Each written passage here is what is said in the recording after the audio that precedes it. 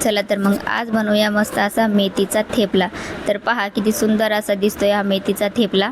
आणि गुजरातची famous dish आहे मेथीचा थेपला, त्यांच्याकडे थेपले खूप खातात आणि सेम गुजराती स्टाईलमध्येच बनवला आहे, कारण माझी मैत्रीण पाठवते आणि तो रोहनला खूप जास्त आवडतो। मग मी प्रत्येक वेळेस बनवते तशी टेस्ट येत नाही, पण आज मी यावेळेस सेम गुजरात स्टाईल थेपला बनवायचा प्रयत्न केला आहे आणि खरंच तो खूप छान झाला होता। तर सगळ्यात अगोदर मेथीचा थेपला आहे त्यामुळे भरपूर सारी मेथी मी धुवून बारीक बारीक कट करून घेतली आहे।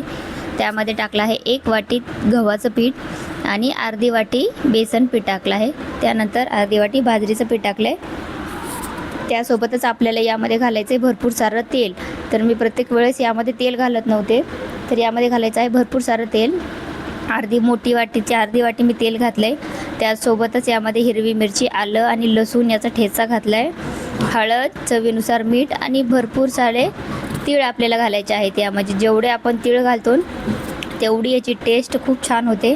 त्यानंतर यासोबतच मी धना पावडर टाकला आहे, थोडेसे जिरे टाकले आहेत आणि ओवा हातावर असा थोडासा चोळून घालायचा आहे।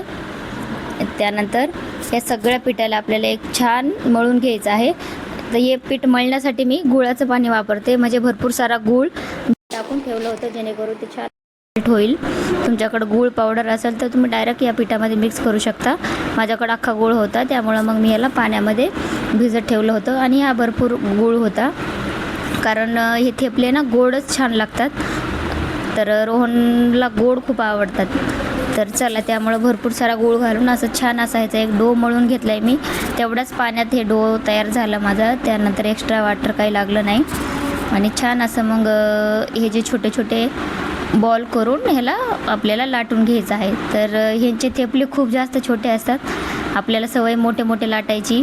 आपल्या इकडं भाकरी पोळ्या महाराष्ट्रात खूप मोठे करतात, त्यांच्याकडं खूप छोटे छोटे असतात, तर मी पण तसे छोटे छोटे लाटायचा प्रयत्न केला आहे थेपा। आणि जेवढं शक्य होईल तेवढा पातळ हा थेपला आपल्याला लाटून घ्यायचा आहे। तर त्यानंतर तव्याला छान गरम करून तेल टाकून, तेल तूप बटर जे तुम्हाला आवडत असेल ते टाकून याला आपण छान दोन्ही साईडनी खरपूस असं भाजून घेणार आहोत। खूप जास्त याला भाजायचं नाही आहे, कारण तो खूप पातळ आहे ना, तो खूप जास्त भाजल्यानंतर हा कडक होऊन जाईल पापडसारखा। मी शेवटचा कडक भाजला तर तो खरंच खूप पातळ होऊन गेला आणि पापडासारखा लागत होता।